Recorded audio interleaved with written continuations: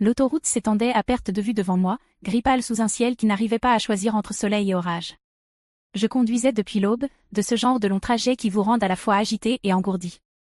Sur la banquette arrière, enveloppée dans des couches de lin, reposait une boîte souvenir en bois, quelque chose que mon père avait jadis sculpté de ses propres mains. À l'intérieur, j'avais placé une paire de chandeliers en argent qui était passée de ma grand-mère à moi. Ce soir, je comptais les offrir à Darius comme un geste de bénédiction pour ses fiançailles. La maison de mon frère se trouvait à 12 heures de route, mais je me disais que cette distance n'était rien en comparaison des années que nous avions partagées autrefois. Lorsque nous étions enfants, il n'y avait pas de kilomètres entre nous. Je me souvenais de nous, assis sur les berges de Pine River avec des cannes à pêche trop grandes pour nos mains, nous défiant d'attraper la première perche. Darius trichait toujours, tirant sur sa ligne pour faire semblant d'avoir une prise. Et moi, je riais jusqu'à en avoir mal aux côtes. Quelque part entre les plaines de l'Illinois et les collines du Missouri, ces souvenirs me tenaient compagnie. Nous avions chuchoté des secrets sous des tentes faites de couvertures, inventé des histoires pendant de longs trajets en voiture, et compté l'un sur l'autre lorsque nos parents se disputaient dans la cuisine. Je pensais à ces nuits où Darius se glissait dans ma chambre après un cauchemar, prétendant qu'il n'avait pas peur, seulement qu'il s'ennuyait. C'était ce garçon-là que je voulais revoir, celui pour qui j'étais prête à conduire une demi-journée entière. Les heures devenaient de plus en plus lourdes à mesure que la route se resserrait en petite ville. Les stations-service se confondaient, les gobelets de café s'empilaient sur le siège passager. Mes épaules me faisaient souffrir, mais mon cœur gardait un espoir têtu. Quelle que soit la distance que le temps avait bâtie entre nous, je croyais que ce dîner pouvait être un pont. Des fiançailles étaient plus qu'une étape, c'était le début d'une nouvelle famille, l'occasion de se rappeler les anciens liens qui comptaient. Lorsque j'entrai enfin dans sa ville, le ciel était devenu doux et gris, de ce gris qui retient son souffle avant la pluie. Je réajustai la boîte sur le siège à côté de moi et murmurai, comme si les chandeliers pouvaient entendre, ça en vaut la peine. Quand je tournai enfin dans la rue de Darius, je sentis le poids de l'épuisement se mêler à l'anticipation, les deux pressant contre mes côtes tandis que je me garais dans son allée. Le quartier était calme, du genre où toutes les pelouses semblaient coupées à la même longueur, où chaque porche portait une couronne identique. La maison de Darius se dressait plus grande que je ne l'avais imaginé, avec ses lignes nettes et ses angles précis. Rien à voir avec la maison où nous avions grandi. Je restai un moment assise, moteur éteint, les mains sur le volant, me répétant que ce long voyage en valait la peine. La boîte en bois me parut plus lourde lorsque je la soulevai du siège. Je redressai les épaules, montai les marches et frappai à la porte. Pendant quelques secondes, je n'entendis que le faible éclat de rire venant de l'intérieur. Puis la porte s'ouvrit. Ma belle se tenait là, la main encore sur la poignée, ses yeux s'écarquillant juste assez pour trahir la surprise avant de reprendre une expression plus froide. Elle jeta un regard derrière moi, comme pour vérifier si quelqu'un d'autre m'accompagnait, puis reporta son attention sur la boîte que je tenais dans mes bras. J'ai apporté quelque chose pour le dîner de fiançailles, dis-je, en forçant la chaleur dans ma voix. Elle pencha la tête, un mince sourire aux lèvres. Oh, dit-elle doucement. Ils ont eu le dîner hier. Ces mots tombèrent comme des pierres, chacun s'enfonçant plus profondément. Je clignai des yeux, croyant avoir mal entendu. Hier ? Juste la famille proche, ajouta-t-elle presque en guise d'après-coup, bien que son regard ne quittât pas le mien. La boîte me brûlait presque les bras tant je la serrais. Derrière elle, j'entendis des verres s'entrechoquer, des chaises grincer, le bourdonnement de gens que je n'étais pas censé voir. Je restai figé, le seuil entre nous plus solide qu'un mur. Le sourire de ma belle ne changea pas, mais elle ne se poussa pas non plus. Pendant un instant, j'ai cru que Darius apparaîtrait derrière elle, qu'il rirait et dirait qu'il s'agissait d'un malentendu. Mais les secondes s'étiraient et personne ne vint. Ma belle se déplaça légèrement et dit, presque poliment, peut-être une autre fois. Puis la porte se referma, doucement mais définitivement, me laissant seule sur le perron avec seulement le poids dans mes bras et l'écho de voix qui n'était plus pour moi. De retour dans la voiture, je posai la boîte sur le siège passager, comme une accusation à laquelle je ne pouvais échapper. Mes bras me faisaient encore mal d'avoir attendu sur le perron, espérant un accueil qui ne vint jamais. La lumière du porche brillait derrière moi, mais la porte ne se rouvrit pas. Personne n'appela mon nom. Seul le rire, étouffé par les murs, me parvenait faiblement, comme si j'avais déjà été effacé de l'image. Je fixai mon téléphone, m'attendant à tout instant à voir un message de Darius. Une explication précipitée, ou au moins des excuses. Rien. L'écran resta noir, le silence plus lourd que n'importe quel mot. Mon esprit se mit à dérouler les années, à dévider de petits souvenirs. L'anniversaire où j'avais conduit des heures pour le surprendre, pour découvrir qu'il était parti camper avec la famille de ma belle. Les appels qu'il promettait de rappeler mais qu'il ne fit jamais. Le week-end où j'avais réglé une facture qu'il jurait prendre en charge. Chaque souvenir revenait avec la même fin silencieuse, moi qui attendais, lui absent.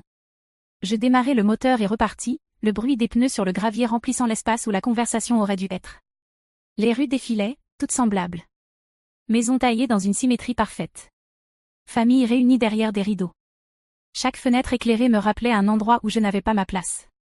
Quand j'atteignis la sortie de la ville, l'autoroute s'étendait comme un ruban sombre, ne menant nulle part en particulier. Je ne pouvais pas affronter le long trajet du retour cette nuit-là. Pas avec la boîte encore fermée à côté de moi. Je me garai devant un motel de bord de route, son enseigne au néon bourdonnant faiblement contre le crépuscule. Dans la chambre, le silence m'accompagna. Je posai la boîte sur la table, intacte, et m'allongeai sur le matelas raide. Mes yeux restèrent ouverts, suivant les fissures du plafond, tandis que les vieux souvenirs pesaient contre le rejet encore vif dans ma poitrine. Ce qui avait été autrefois rire et secret entre frères et sœurs n'était plus que le bruit d'une porte qui se ferme, me laissant avec un silence que je n'avais pas choisi. La nuit au motel se fondit dans le matin, me laissant agitée et vide. Lorsque je rentrai enfin chez moi, la maison me parut plus froide que d'habitude, son silence presque délibéré. Je posai la boîte sur la table du hall, incapable de la regarder en face, et me dirigeai directement vers le tiroir que j'ouvrais rarement. C'était un simple tiroir en bois dans mon bureau, mais je savais exactement ce qu'il contenait, l'histoire silencieuse de tous les sacrifices que j'avais faits pour Darius. La première enveloppe que je sortis était marquée d'encre bavée, le contrat de prêt que j'avais rédigé à la main lorsqu'il m'avait demandé de l'aider à lancer sa première entreprise. 12 000 $, de l'argent que j'avais grappillé à partir d'économies destinées à réparer mon toit. Il m'avait promis de me rembourser dans l'année. Il jurait que c'était le début de quelque chose de solide. Cette entreprise ferma avant même que l'encre de ses plans n'ait séché, et le remboursement ne vint jamais. En dessous, il y avait une autre pile de papier, des avis d'imposition foncière tamponnés en rouge. L'année où il avait appelé, presque en larmes, parce que lui et ma belle allaient perdre leur maison à Flagstaff.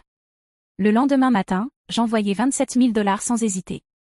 Il avait dit qu'il n'oublierait jamais ce que j'avais fait pour lui, qu'il régulariserait la situation dès qu'il serait sur pied. Je n'en parlais jamais à nouveau, même quand les mois devinrent des années. Puis il y avait la carte de crédit, celle à mon nom qu'il utilisait uniquement pour les urgences. Le solde avait fluctué avec le temps, mais le schéma ne changeait jamais. Dîner, vol, choses dont je ne posais jamais la question. Chaque mois, je la payais, me répétant que c'était plus simple que de déclencher une dispute. Je déposais les papiers un par un sur le bureau, les chiffres me renvoyant le reflet d'une confiance mal placée. Chaque promesse résonnait dans mon esprit, je te rembourserai. Je n'oublierai pas ça. Tu ne le regretteras pas, et pourtant, me voilà, assise dans une maison silencieuse, le tiroir ouvert comme une confession, les papiers flous devant moi, et pour la première fois depuis des années, je me demandais si ma dévotion ne m'avait pas coûté non seulement de l'argent, mais aussi le respect que je pensais avoir mérité. Ce soir-là, je m'assis à la table de la cuisine avec les documents encore étalés devant moi. Les chiffres ne ressemblaient plus à de l'aide. Ils ressemblaient à des chaînes que j'avais volontairement enserrées autour de mes propres poignets. Cette pensée me noua l'estomac.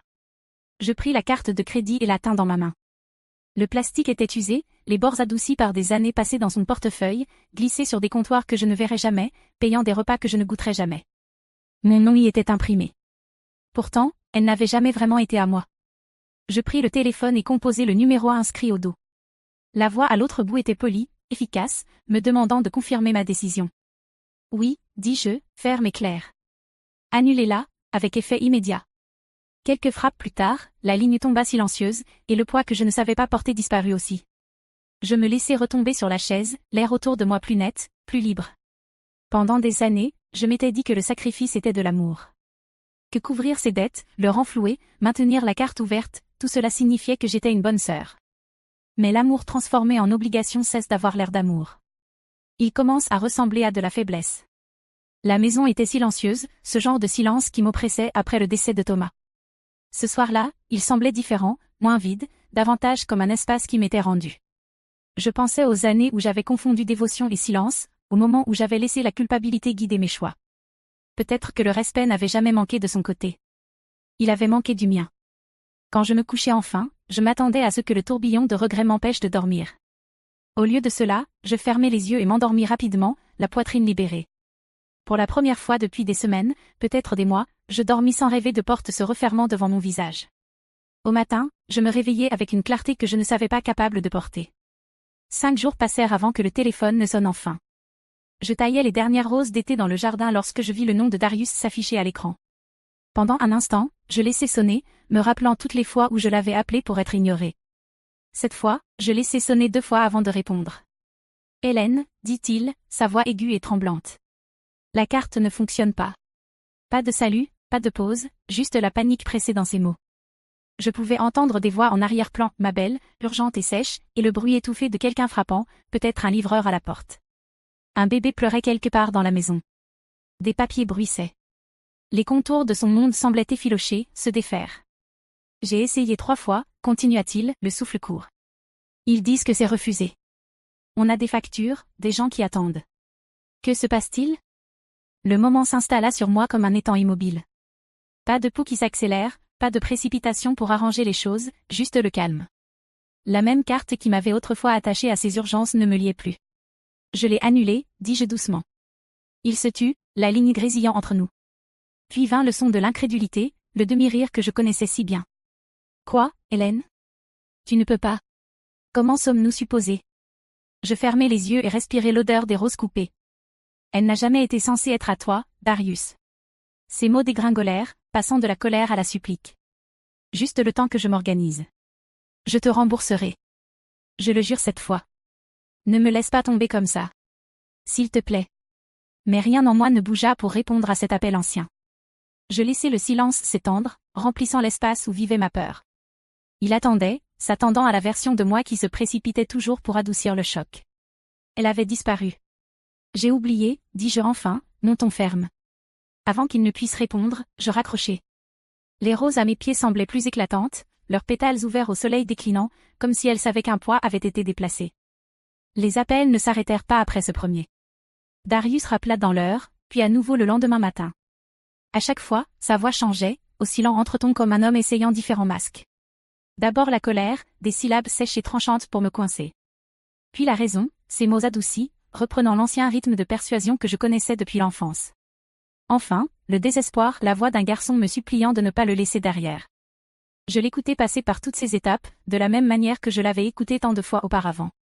Je me souvenais de son sourire quand il avait besoin de quelque chose, de sa capacité à tisser son charme dans la culpabilité jusqu'à ce que je ne puisse plus distinguer l'un de l'autre. Pendant des années, cela fonctionnait. J'avais cru en lui-même quand je n'aurais pas dû, confondant son besoin de proximité avec la preuve d'amour. Mais debout dans ma cuisine maintenant, le téléphone contre l'oreille, je réalisais que le charme était brisé. Il ne m'apportait plus de chaleur. Il me rappelait seulement combien j'avais donné sans poser de questions. Hélène, dit-il encore, sa voix se brisant. Tu ne comprends pas ce qui est en jeu. Juste un peu plus de temps. Je fermai les yeux, laissant le silence s'étirer entre nous jusqu'à ce que ces mots se réduisent en statique. Puis je parlais, assez doucement pour que même moi je remarque la différence en moi. J'ai oublié. Le silence qui suivit fut plus lourd que sa colère, plus tranchant que sa supplique. Avant qu'il ne puisse trouver une réponse, je mis fin à l'appel. La maison s'installa autour de moi, non plus pesante, simplement immobile. Je restai un moment debout, le téléphone à la main, sentant le sol se stabiliser sous moi d'une manière qu'il n'avait pas fait depuis des années. Pour une fois, le choix m'appartenait, et il ne s'agissait pas de le sauver lui, mais de me sauver moi-même. Je posai le téléphone sur le comptoir, me tournai vers la fenêtre et regardai la dernière lumière du jour s'éteindre à l'horizon, sachant que le silence entre nous s'était transformé en quelque chose d'irréversible. Les messages commencèrent 2 jours plus tard. De longues chaînes de mots essayant de se tisser en excuses. Le ton de Darius oscillait violemment. D'abord la culpabilité, puis le chagrin, puis des promesses teintées de la désespérance familière. Je n'ai jamais voulu te blesser, disait l'un. Un autre, tu sais que je te rembourserai cette fois. Ne renonce pas à moi. Puis encore, la famille ne devrait pas tourner le dos quand les choses deviennent difficiles. Je l'ai lu sans répondre. Toutes ces phrases se confondaient en un même refrain creux que j'avais entendu pendant des années. Elles avaient un poids autrefois suffisant pour me replonger dans le silence. Maintenant, elles sonnaient creuses, comme des échos rebondissant dans une pièce vide. Lorsque j'ouvris mon téléphone pour me distraire, le monde de ma belle apparut lumineux et poli sur l'écran. Des photos de dîner, des verres levés, ces légendes pleines de joie. Elle taguait Darius à chaque photo, leur sourire parfait, leur table bondée. Aucun signe de facture impayée, aucune trace d'appel resté sans réponse, aucune ombre de la panique que j'avais entendue dans sa voix. C'était une performance autant pour eux-mêmes que pour quiconque regardait. Ils pouvaient m'effacer de l'histoire avec un sourire, tout comme ils m'avaient claqué la porte au nez. Cette pensée ne me transperça plus. Elle clarifia. Leur amour n'avait jamais été un amour sans chaîne. C'était une laisse que je resserrais à chaque fois que je donnais. Je posai le téléphone et laissai le silence revenir. Pour la première fois, il ne ressemblait pas à un abandon. Il ressemblait à une distance que j'avais choisie. La boîte souvenir reposait encore intacte sur la table du hall, son bois poli captant la lumière de l'après-midi. Je passai la main dessus et ne ressentis plus aucune urgence à la livrer. Elle m'appartenait jusqu'à ce que je décide autrement. Dehors, l'air portait le tranchant vif de l'automne approchant, et je compris que la saison changeait autour de moi autant que je changeais en son sein. La vie que j'avais menée à leur merci se refermait comme un chapitre, et quelque chose de plus stable commençait à prendre sa place. Les semaines suivantes s'écoulèrent avec un rythme plus calme.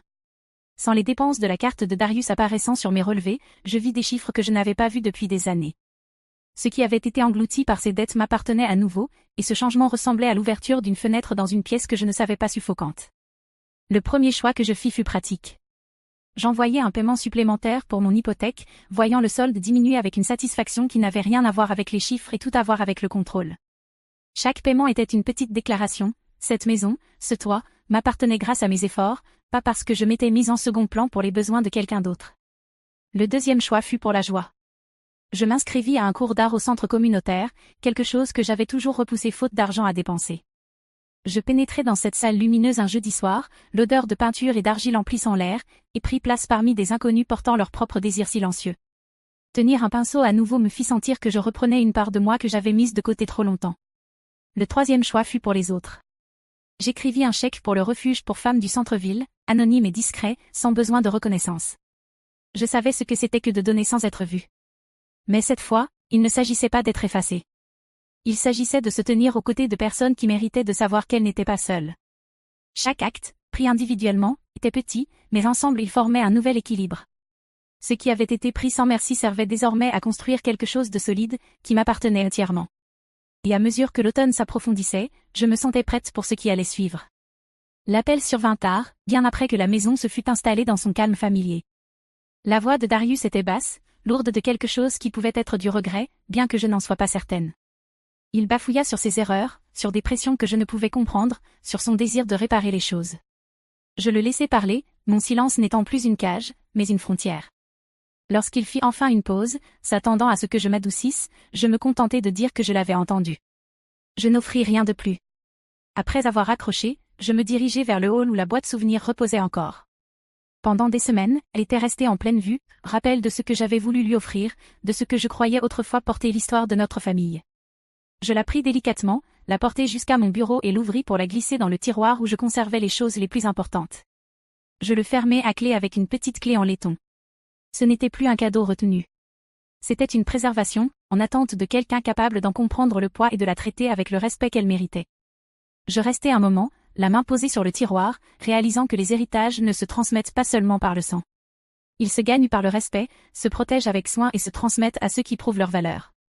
Pendant des années, j'avais confondu famille et obligation, amour et sacrifice, silence et loyauté.